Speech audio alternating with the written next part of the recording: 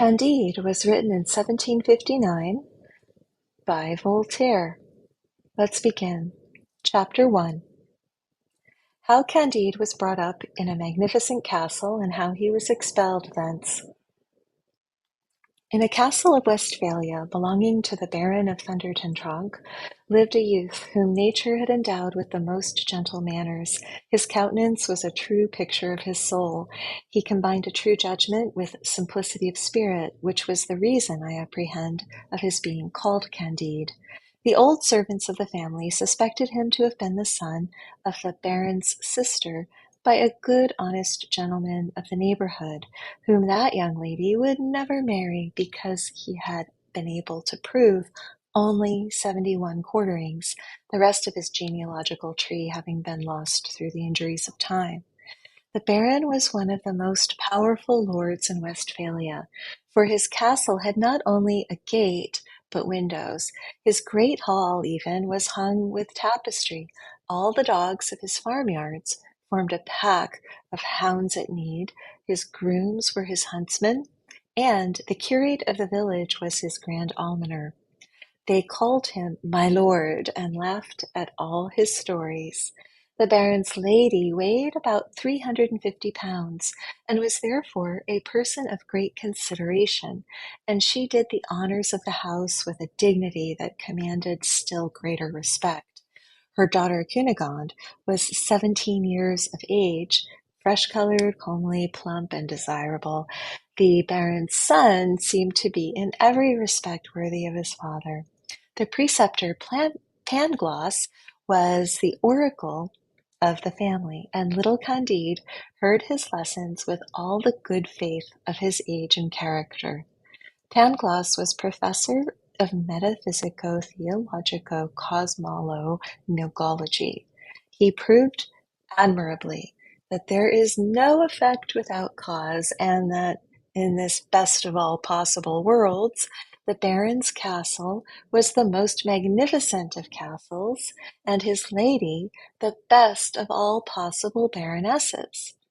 "It is demonstrable," said he, "that things cannot be otherwise than as they are, for all being created for an end, all is necessarily for the best end. Observe that the nose has been formed to bear spectacles, thus we all have spectacles. Legs are visibly designed for stockings, and we have stockings.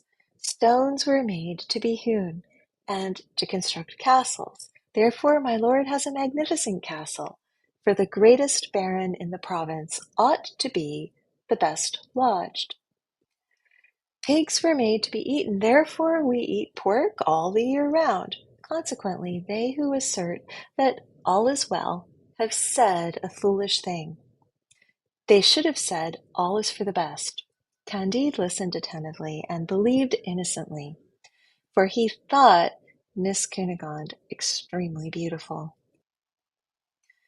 Beautiful, though he never had the courage to tell her so. He concluded that after the happiness of being born of Baron of Thunder-ten-Tronckh, the second degree of happiness was to be Miss Cunegonde. The third, that of seeing her every day, and the fourth, that of hearing Master Pangloss, the greatest philosopher of the whole province, and consequently of the whole world. One day Cunegonde, while walking near the castle in a little wood which they called a park, saw between the bushes Dr. Pangloss giving a lesson in experimental natural philosophy to her mother's chambermaid, a little brown wench, very pretty and very docile, as Miss Cunegonde had a great disposition for the sciences. She breathlessly observed the repeated experiments of which she was to witness. She clearly perceived the force of the doctor's reasons, the effects, and the causes. She turned back, greatly flurried, quite pensive, and filled with the desire to be learned, dreaming that she might well be a sufficient reason for young Candide, and he for her. She met Candide on reaching the castle, and blushed. Candide blushed also, and she wished him good morrow in a faltering tone. and Candide spoke to her without knowing what he said. The next day after dinner, as they went from the table, Cunegonde and Candide found themselves behind a screen. Cunegonde let fall her handkerchief, and Candide picked it up. She took him innocently by the hand. The youth as innocently kissed the young lady's hand with particular vivacity, sensibility, and grace. Their lips met, their eyes sparkled, their knees trembled, their hands strayed. Baron Thunder Ten Tronckh passed near the screen, and beholding this cause and effect, chased Candide from the castle with great kicks on the backside. Cunegonde fainted away. She was boxed on the ears by the Baroness as soon as she came to herself, and all was consternation in this most magnificent and most agreeable of all possible castles. Chapter 2. What became of Candide among the Bulgarians? Candide, driven from terrestrial paradise, walked a long while without knowing where, weeping, raising his eyes to heaven, turning them often toward the most magnificent of castles, which imprisoned the purest of noble young ladies. He lay down to sleep without supper in the middle of a field between two furrows. The snow fell in large flakes. Next day Candide, all benumbed, dragged himself toward the neighboring town, which was called Waldburg auf Rabendickdorf. Having no money, dying of hunger and fatigue, he stopped sorrowfully at the door of an inn. Two men dressed in blue observed him. "Comrade," said one, "here is a well-built young fellow, and of proper height." They went up to Candide and very civilly invited him to dinner. "Gentlemen," replied Candide, with a most engaging modesty, "you do me great honour, but I have not wherewithal to pay my share." "Oh, sir," said one of the Blues to him, "people of your appearance and of your merit never pay anything. Are you not 5 feet 5 inches high?" "Oh, yes, sir, that is my height," answered he, making a low bow. "Come, sir, seat yourself. Not only will we pay your reckoning, but we will never suffer such a man as you to want money. Men are only born to assist one another." "You are right," said Candide. "This is what I was always taught by Mr. Pangloss, and I see plainly that all is for the best." They begged of him to accept a few crowns. He took them, and wished to give them his note. They refused. They seated themselves at table. "Love you not deeply?" "Oh, yes," answered he, "I deeply love Miss Cunegonde." "No," said one of the gentlemen, "we ask you if you do not deeply love the king of the Bulgarians."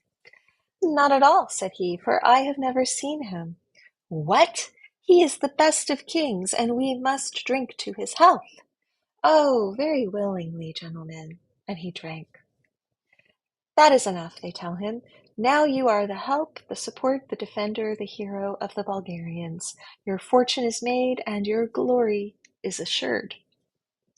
Instantly they fettered him and carried him away to the regiment. There he was made to wheel about to the right and to the left, to draw his rammer, to return his rammer, to present, to fire, to march, and they gave him 30 blows with a cudgel. The next day he did his exercise a little less badly, and he received but 20 blows. The day following they gave him only 10, and he was regarded by his comrades as a prodigy. Candide, all stupefied, could not yet very well realize how he was a hero. He resolved one fine day in spring to go for a walk, marching straight before him, believing that it was a privilege of the human as well as of the animal species to make use of their legs as they pleased.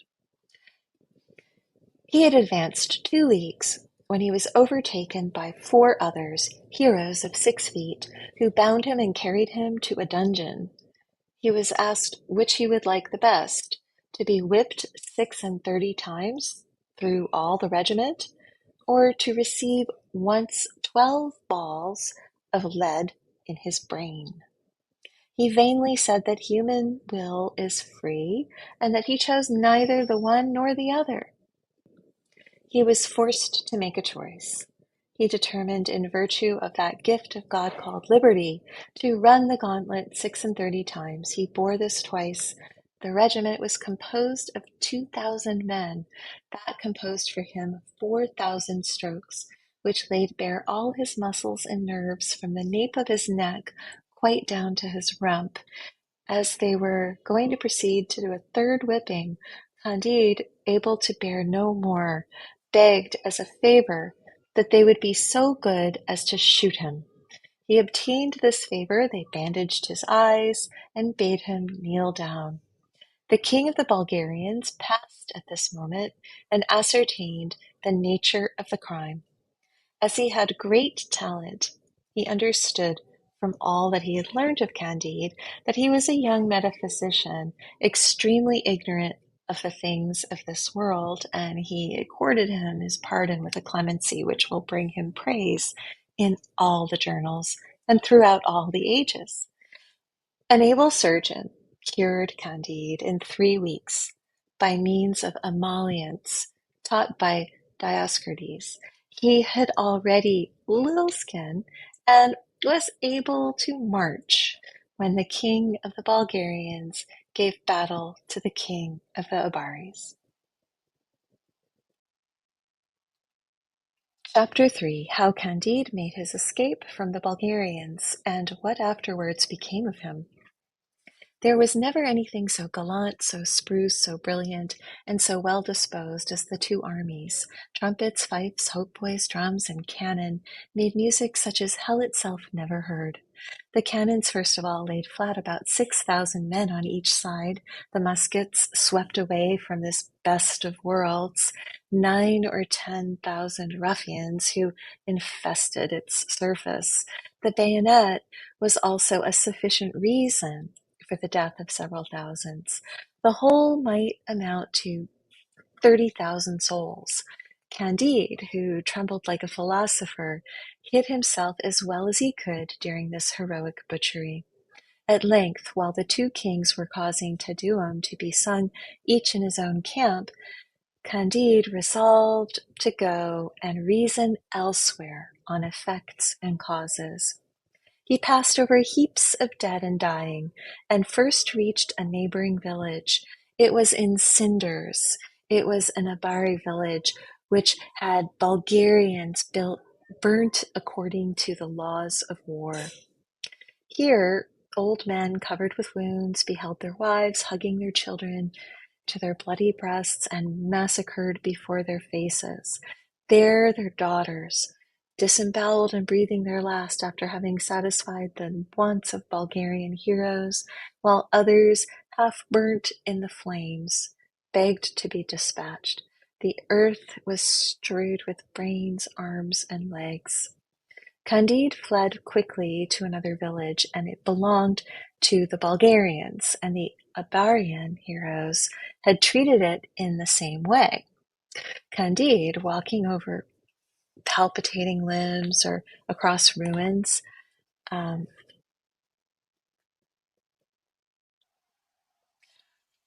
he arrived at last beyond the seat of the war, with a few provisions in his knapsack, and Miss Cunegonde always in his heart. His provisions failed him when he arrived in Holland, but having heard that everybody was rich in that country, and that they were Christians, he did not doubt he should meet with the same treatment from them as he had met with in the Baron's castle before Miss Cunegonde's bright eyes were the cause of his expulsion.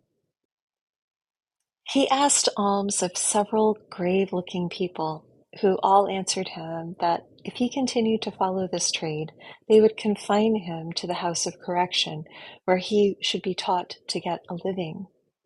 The next he addressed was a man who had been haranguing a large assembly for a whole hour on the subject of charity, but the orator, looking askew, said, "What are you doing here?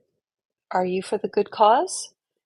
"There can be no effect without a cause," modestly answered Candide.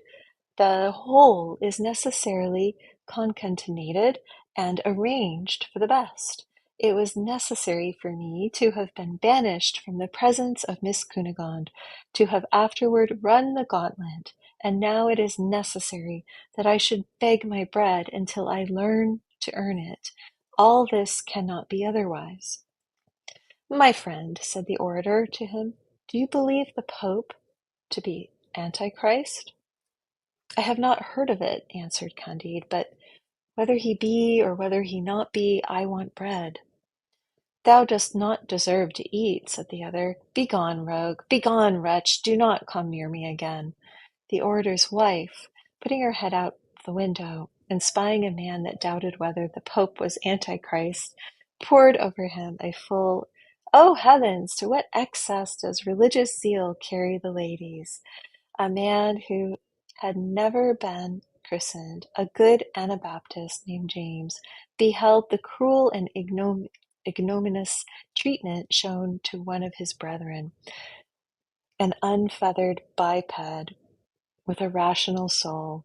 He took him home, cleaned him, gave him bread and beer, presented him with 2 florins, and even wished to teach him the manufacture of Persian stuffs, which they can make in Holland.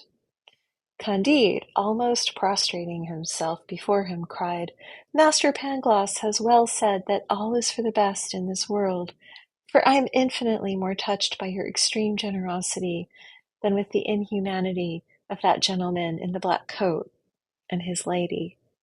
The next day, as he took a walk, he met a beggar all covered with scabs. The beggar's eyes were diseased, the end of his nose eaten away, his mouth distorted, his teeth black, choking in his throat, tormented with a violent cough, and spitting out a tooth at each effort.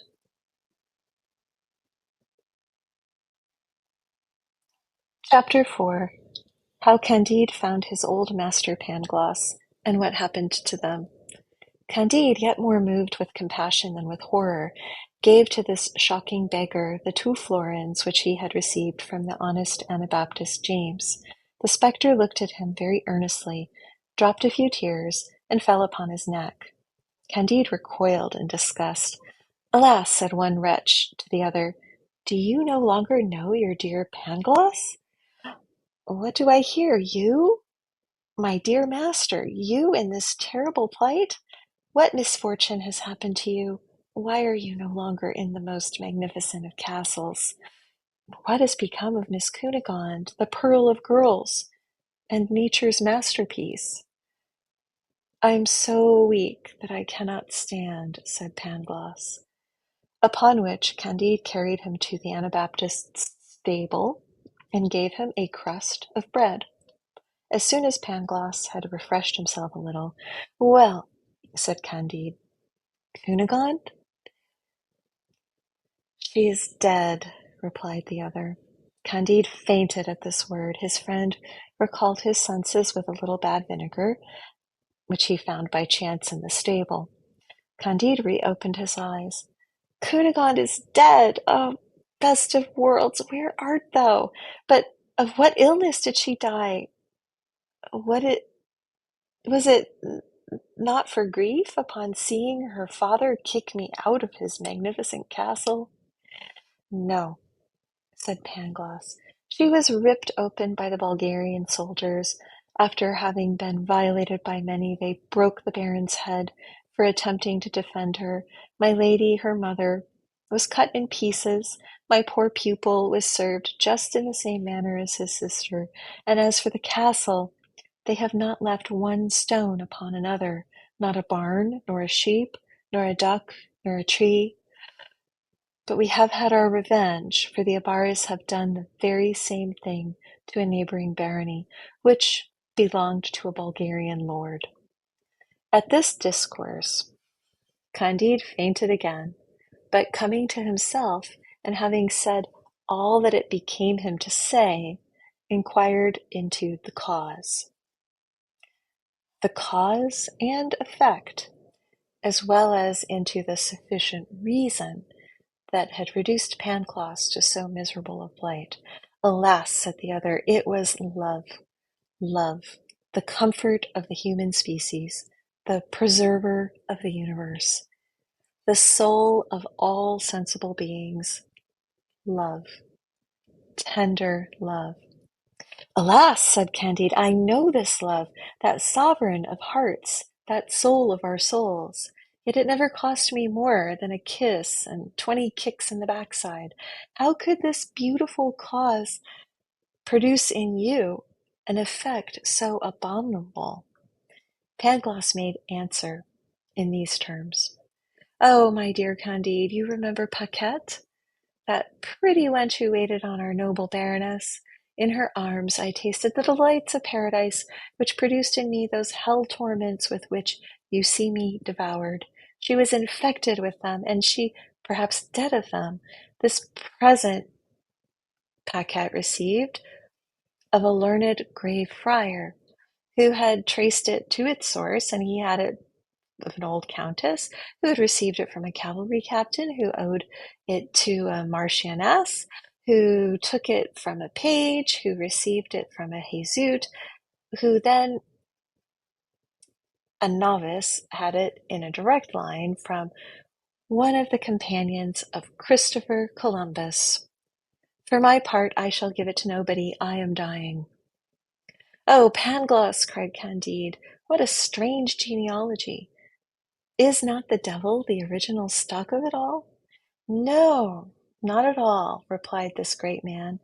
It was a thing unavoidable, a necessary ingredient in the best of worlds. For if Columbus had not gone in an island of America, caught this disease, which contaminates the source of life, frequently even hinders generation, and which is evidently opposed to the great end of nature, we should have neither chocolate nor cochineal. We are also to observe that upon our continent this distemper is like religious controversy, confined to a particular spot. The Turks, the Indians, the Persians, the Chinese, the Siamese, the Japanese know nothing of it. But there is sufficient reason for believing they will know it in their turn in a few centuries. In the meantime, it has made marvelous progress among us, especially in those great armies composed of honest and well-disciplined hirelings who decide the destiny of states, for we may safely affirm that when an army of 30,000 men fights another of an equal number, there are about 20,000 of them on each side. Well, this is wonderful, said Candide, but you must get cured. Alas, how can I? Said Pangloss. I have not a farthing, my friend, and all over the globe there is no letting of blood or taking a blister without paying or someone paying for you. These last words determined Candide. He went and flung himself at the feet of the charitable Anabaptist James, and gave him so touching a picture of the state to which his friend was reduced, that the good man did not scruple to take Pangloss into his house, and had him cured at his expense.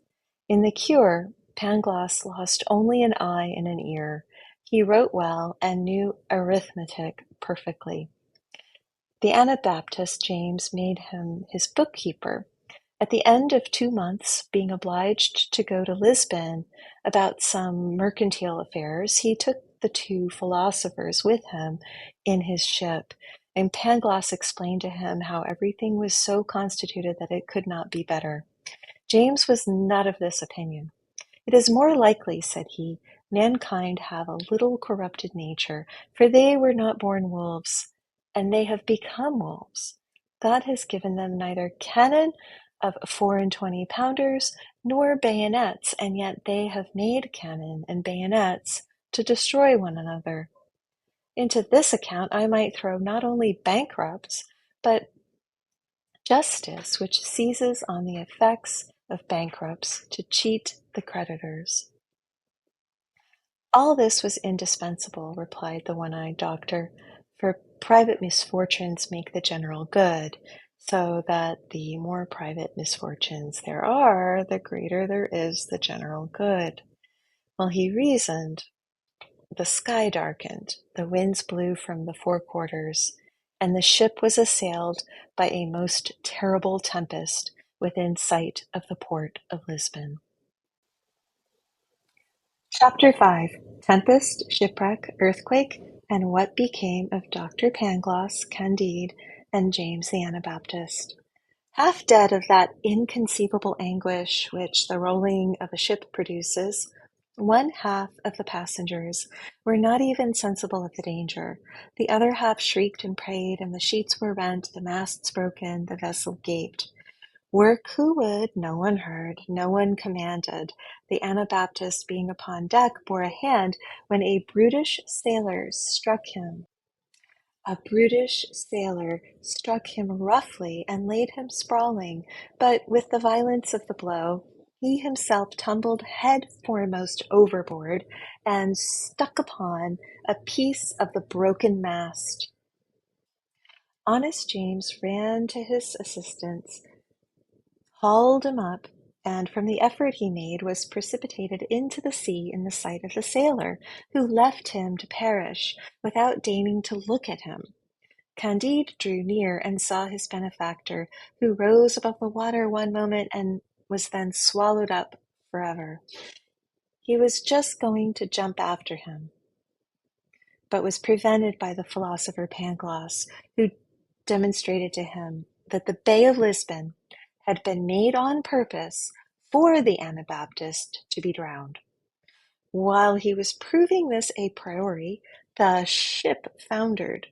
All perished except Pangloss, Candide, and that brutal sailor who had drowned the good Anabaptist. The villain swam safely to the shore, while Pangloss and Candide were borne thither upon a plank. As soon as they recovered themselves a little, they walked toward Lisbon. They had some money left, which they hoped would save themselves from starving. After they had escaped drowning, scarcely had they reached the city, lamenting the death of their benefactor, when they felt the earth tremble under their feet. The sea swelled and foamed in the harbor and beat into pieces the vessels riding at anchor. Whirlwinds of fire and ashes covered the streets and public places. Houses fell, roofs were flung upon the pavements, and the pavements were scattered. 30,000 inhabitants of all ages and sexes were crushed under the ruins. The sailor, whistling and swearing, said there was a booty to be gained here. What can be the sufficient reason of this phenomenon? Said Pangloss. This is the last day, cried Candide. The sailor ran among the ruins, facing death to find money. Finding it, he took it, got drunk, and having slept himself sober, purchased the favors of the first good-natured wench whom he met on the ruins of the destroyed houses. And in the midst of the dying and the dead, Pangloss pulled him by the sleeve. My friend, said he, this is not right. You sin against the universal reason. You choose your time badly. "'Sblood and fury,' answered the other. I am a sailor and born at Batavia. 4 times I have trampled upon the crucifix in 4 voyages to Japan. A fig for thy universal reason. Some falling stones had wounded Candide. He lay stretched in the street, covered with rubbish. Alas, said he to Pangloss, get me a little wine and oil. I am dying. This concussion of the earth is no new thing, answered Pangloss.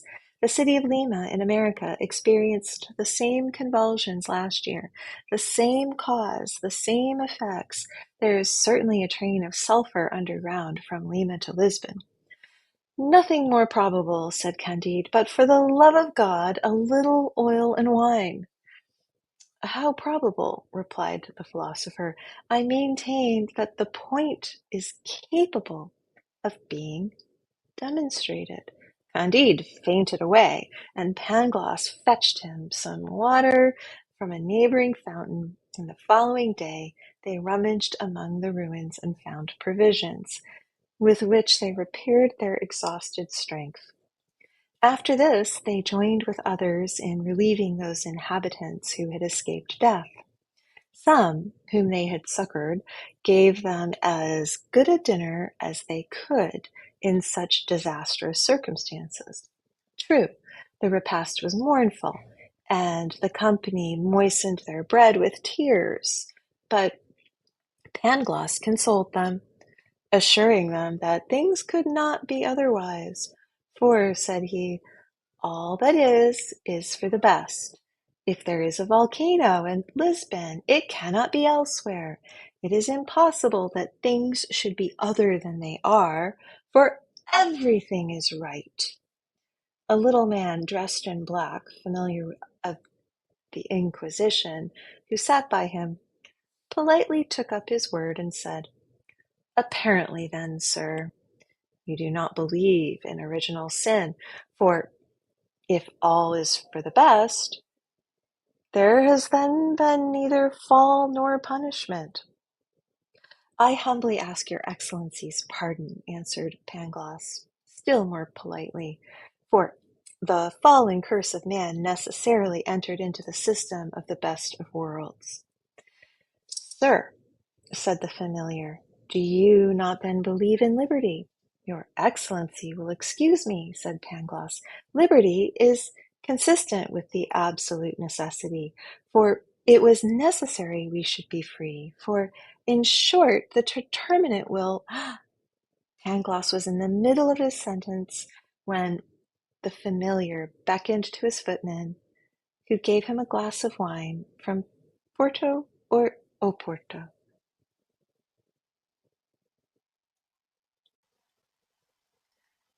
Chapter 6. How the Portuguese made a beautiful auto da fe to prevent any further earthquakes, and how Candide was publicly whipped. After the earthquake had destroyed 3/4 of Lisbon, the sages of that country could think of no means more effectual to prevent utter ruin than to give the people a beautiful auto da fe, for it had been decided by the University of Coimbra that the burning of a few people alive by a slow fire and with great ceremony is an infallible secret to hinder the earth from quaking. In consequence thereof, they had seized on a Biscayner, convicted of having married his godmother, and on 2 Portuguese for rejecting the bacon which larded a chicken they were eating after dinner. They came and secured Dr. Pangloss and his disciple Candide, the one for speaking his mind, the other for having listened with an air of approbation. They were conducted to separate apartments, extremely cold, as they were never incommoded by the sun. 8 days after they were dressed in sanbenitos, and their heads ornamented with paper mitres, the mitre and sanbenito belonging to Candide were painted with reverse flames and with devils that had neither tails nor claws, but Pangloss's devils had claws and tails, and the flames were upright. They marched in procession, thus habited, and heard a very pathetic sermon, followed by fine church music. Candide was whipped in cadence while they were singing, and the Biscayner and the 2 men who had refused to eat bacon were burnt, and Pangloss was hanged, though that was not the custom. The same day the earth sustained a most violent concussion. Candide, terrified, amazed, desperate, all bloody, and palpitating, said to himself, If this is the best possible worlds, what then are the others?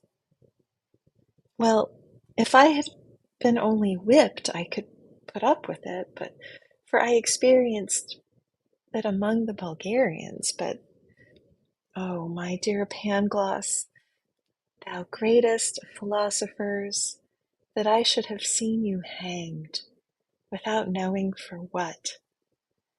My dear Anabaptist, thou best of men, that thou shouldst have been drowned in the very harbour. Oh, Miss Cunegonde, thou pearl of girls, that thou shouldst have had thy belly ripped open. Thus he was musing, scarce able to stand, preached at, whipped, absolved, and blessed, when an old woman accosted him, saying, My son, take courage and follow me.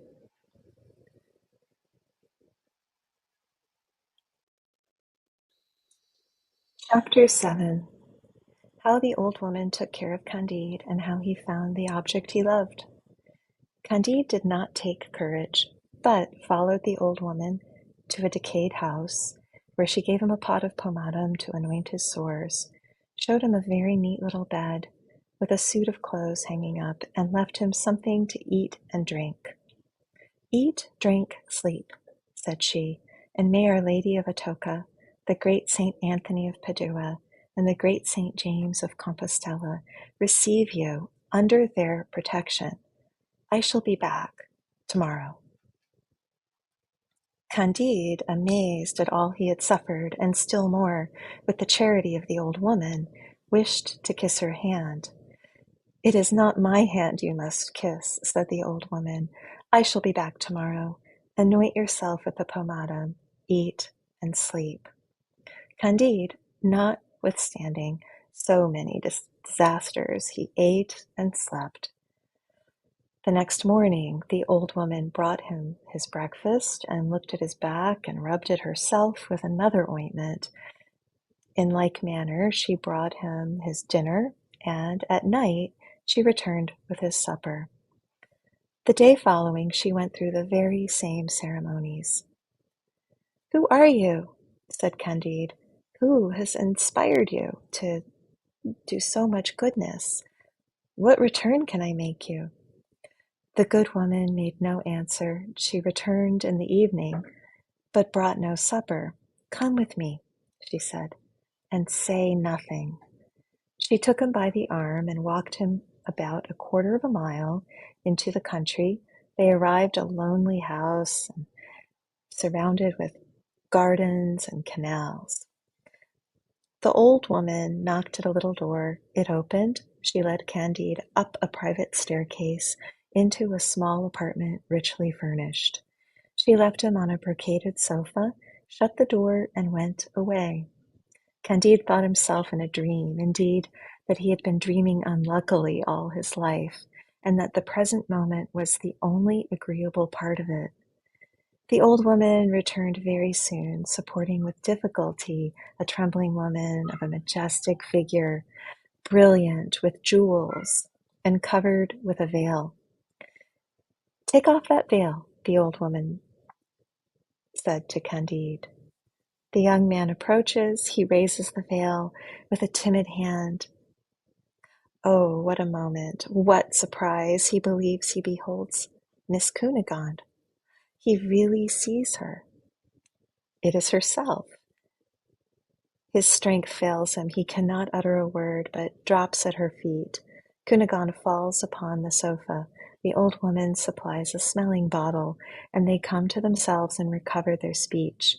As they began, with broken accents, with questions and answers interchangeably interrupted with sighs, with tears and cries, the old woman desired they would make less noise. And then she let them to themselves. What is it you? Said Candide. You live. I find you again in Portugal. And you've not been ravished. Then they did not open your belly, and as Dr. Pangloss informed me. Yes, they did, said the beautiful Cunegonde. But those two accidents are not always mortal. But were your father and mother killed? "It is but too true," answered Cunegonde in tears. "And your brother?" "My brother was also killed." "Why are you in Portugal? And how do you know of my being here? And by what strange adventure did you contrive to bring me to this house?" "I will tell you all of that," replied the lady. "But first of all, let me know your history, since the innocent kiss you gave me and the kicks which you received." Candide respectfully obeyed her, and thought he was still in a surprise. Though his voice was feeble and trembling, though his back still pained him, yet he gave her a most ingenious account of everything that had befallen since the moment of their separation. Cunegonde lifted up her eyes to heaven, shed tears upon hearing of the death of the good Anabaptist and of Pangloss, after which she spoke as follows to Candide, who did not lose a word and devoured her with his eyes.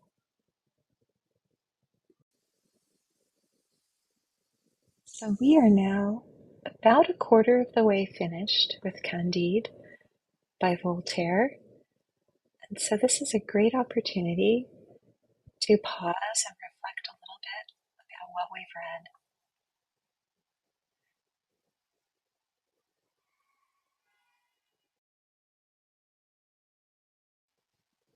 So take a few minutes to think about what you noticed about Pangloss's philosophy and maybe the effect that Pangloss had on Candide, as well as all of the experiences that Candide had. And let's get ready to think about those. And if you want to, you can even jot down a few notes or share them in a discussion. You can comment.